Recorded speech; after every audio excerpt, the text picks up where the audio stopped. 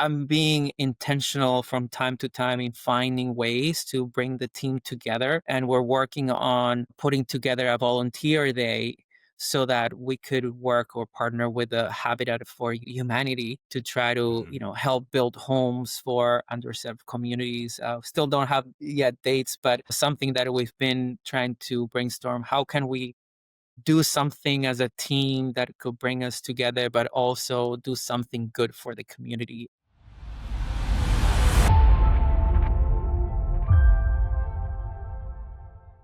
The Net Positive Consortium was founded to unite firms that are committed to creating lasting change for clients, for their employees, for the communities they live in, and for the planet as a whole. And the Net Positive does that through 5 core pillars. Again, community, clients, team members, the industry, and the planet. And so in this video series, we are telling the stories of the RAA partners and other strategic members of the Net Positive Consortium and how they're filling their role in one of those pillars. Hey, everybody, welcome to today's episode of Conversations with Net Positive Consortium Members. I'm really excited to be joined by Jorge Padilla, the CEO of Meira Wealth. How are you doing today? I'm doing great, Johnny. Thank you for having me and looking forward to our conversation and sharing more about what MPC has meant for our firm and the type of initiatives that we have going on. Yeah, man, me too. So, we were chatting a little bit before we got rolling here. You were telling me that you guys been based down in South Florida. I think originally out of the Miami area, you said. So just real quick before we jump straight into the initiatives that you guys have going on right now, give me just a quick little history of Meira Wealth and how you came to be CEO over there. Yeah, happy to share a little more about our story. Actually, our company was founded nearly 30 years ago by Linda Lubitz Boone. It used to be called the Lubitz Financial Group.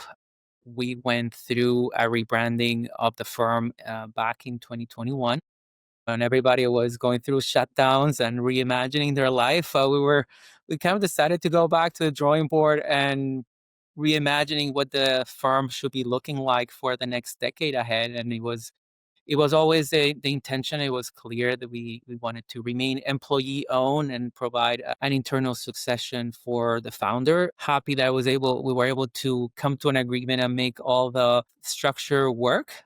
So recently went through that process and now the owner of the firm. Interesting story because I could say I went from being an intern all the way to being the owner of the firm. So it's pretty fascinating. Obviously, it's nearly 2 decades journey, but Yeah.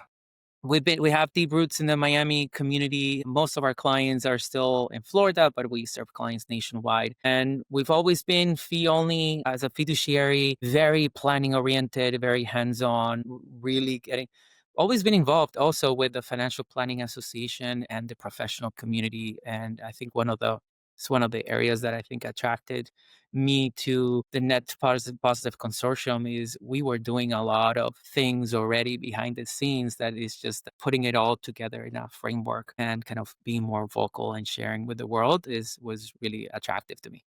Yeah. Well, let's get into that. Let's, share those things, share it with the world, or at least our community on LinkedIn. Yeah. So tell me about some of those initiatives that you guys have underway, right? Like, so the NPC's got the 5 pillars that those initiatives kind of fall into. So which ones are resonating for you guys internally? So one of the things that we've been very supportive from a very early stage is professional community involvement. And I think it goes back all the way to Linda as the founder. At some point, she was on the national board of what the prior version of the Financial Planning Association. And it's interesting because when I look back the last 10 years or so, our firm being small, right now we're 6 people, we've had 3 presidents of the Financial Planning Association of Miami in our firm. Like it was almost like Wow. we were capturing You the guys are like the the FBI. incubator for them. So it's like that kind of is a testament of how much we provide support to the team, and also we believe in giving back to the professional community. I think the more I've been involved with the FBA since shortly after I started, whether it's through NextGen or whether it's in the local board or even in national board or leadership roles. And I always found that the more I was investing and putting in, the more I was receiving back. And it's been super valuable to receive that the resources, the support, the ideas, the community that comes from that, and trying to improve the profession overall. We impact clients' lives so much, and there's still a lot of stigma or beliefs about our profession that people think we're just salespeople, or when I hear stories of people that have had a tough experience, that they've lost money or a broker sold them something that they're not comfortable with, it's just makes me cringe. There are so many good advisors out there, especially in the planning community, that they're just trying to make a positive difference in people's lives. And that's always what we stood for.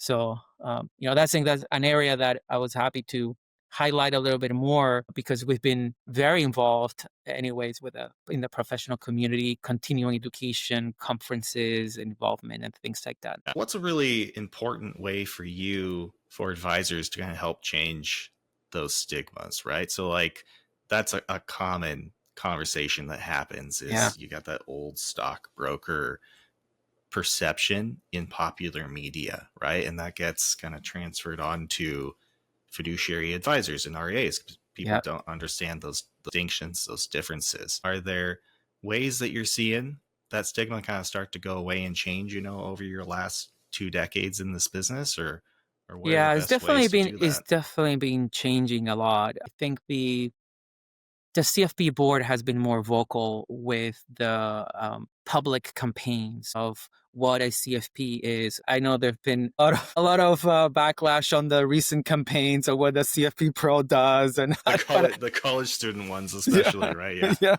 Just hanging out in But the I think bathtub. ultimately, I think they're definitely investing resources in trying to raise awareness of what a true financial planner does, and that most of the times they're going to be good. But of course, as with everything, you need to do your research. I think there's a lot more educational resources out there for consumers to find the differences and similarities with advisors. And I think the overall trend of the industry to the IRA model or a fiduciary model, that is also helping. I think at the end of the day, it's about financial literacy and education, which I think it's kind of piggybacks to another of the initiatives that for a long time we've tried to do, is that community involvement and also the pro bono piece of that.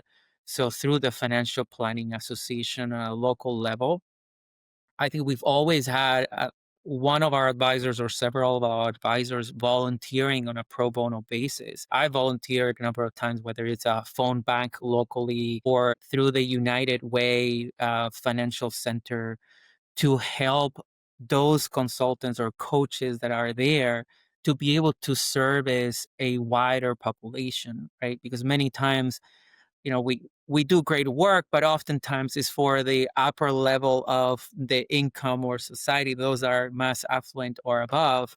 There's still a lot of need to educate the average consumer out there on just basic financial habits or financial literacy, like monitoring credit score, or what the different accounts that they need, or what is a will, right? And Mm-hmm. one of one of our advisors, Debbie Badillo, she was FBA of Miami president last year, and she's always been also very involved with the pro bono efforts. And actually, last year, the FBA of Miami chapter received the national recognition for the best pro bono programs. So, it's a That's kind of cool. testament of the efforts and the involvement that we try to support in making a difference in the communities that we are, beyond just the professional side, but also on the personal side. I think the other thing I will touch on is it's not easy. We're somewhat of a hybrid team, and we're not all in the office every day anymore. And so I'm being intentional from time to time in finding ways to bring the team together. And we're working on putting together a volunteer day so that we could work or partner with the Habitat for Humanity to try to, Mhm. help build homes for underserved communities. Still don't have yet dates, but something that we've been trying to brainstorm. How can we do something as a team that could bring us together, but also do something good for the community? And, this is a program or initiative we're working on to schedule for the team. Yeah. Oh, that's great. Habitat is a fantastic organization. And in the Yeah, past, I've done some involvement with them. And I think, too, just from a team perspective, that seems important to me to be able to give your team the chance to kind of come together with that more like higher purpose activity, right? Like it's great for creating that interconnectedness in your company. absolutely. And we've had that conversation a few times, I have recently through these episodes of just the importance of giving your team that purpose and kind of that missional aspect within your company about how, especially like with younger talent, how important that is to them.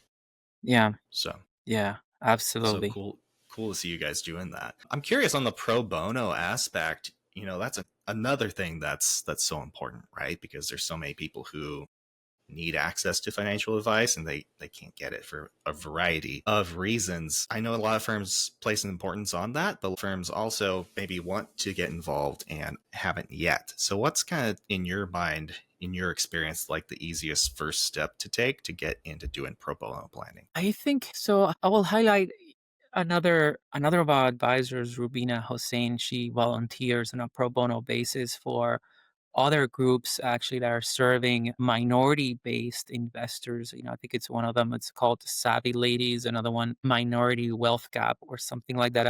I'm kind of working from memory here. But my suggestion is there are already organized efforts out there, whether it is your local financial planning association chapter.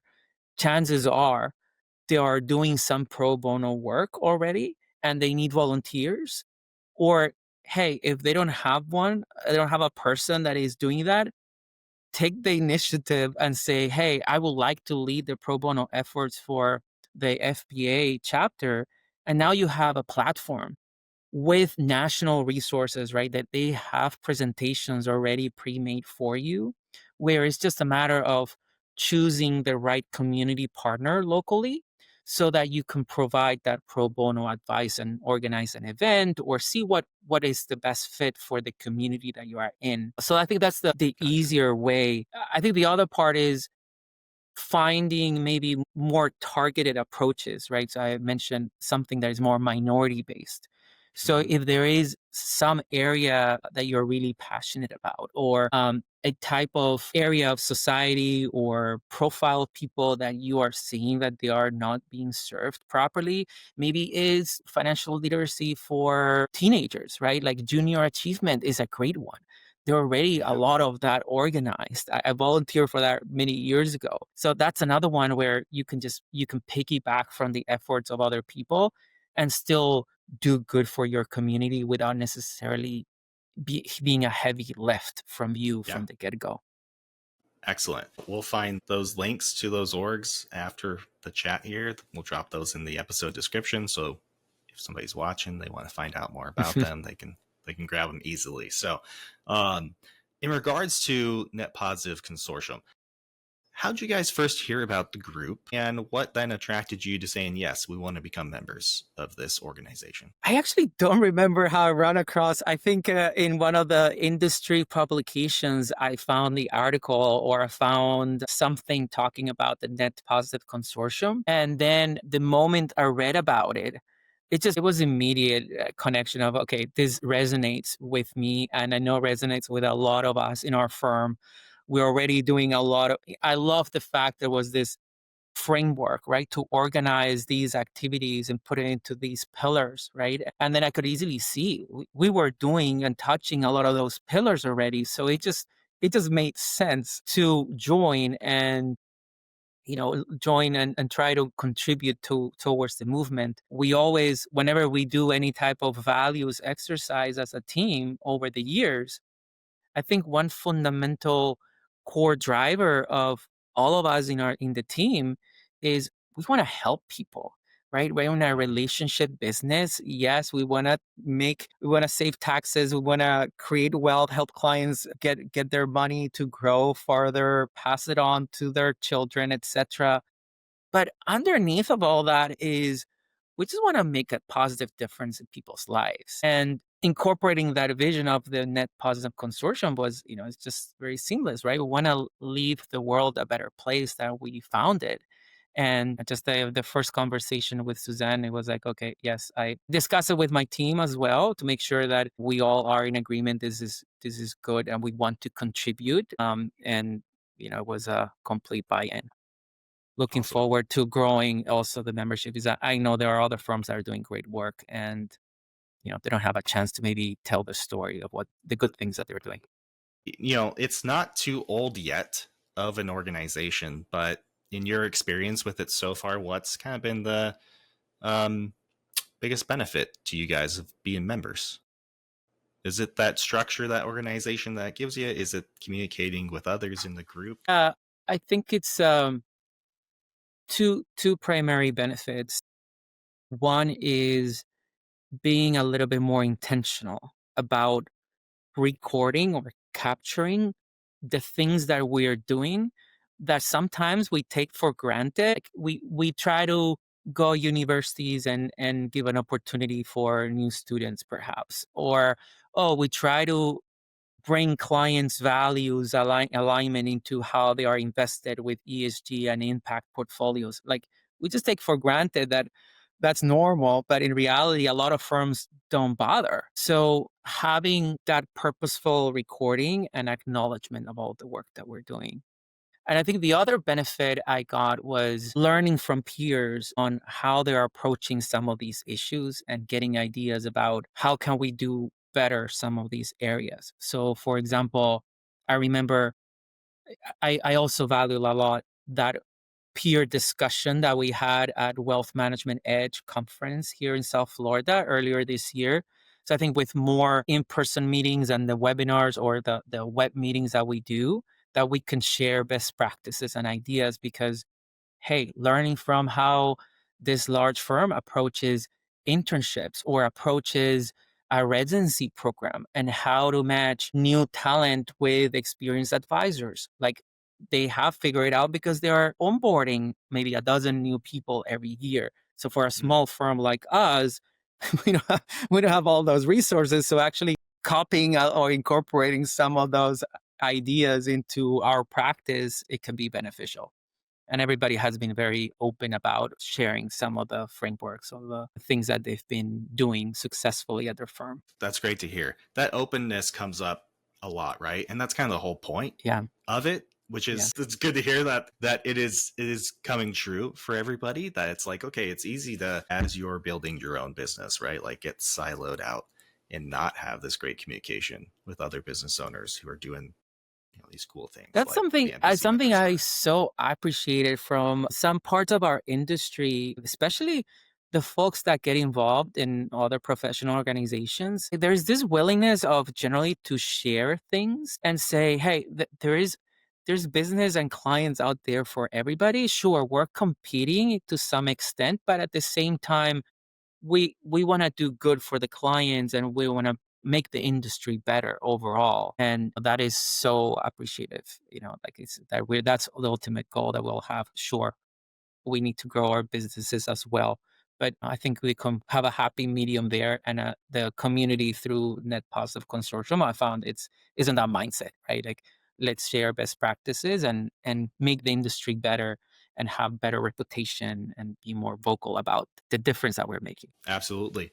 Well, Jorge, I appreciate you joining me today to talk about that difference that you guys are making. Thanks for making this time and just having this chat. Yeah, thank you for having me, Johnny. Pleasure.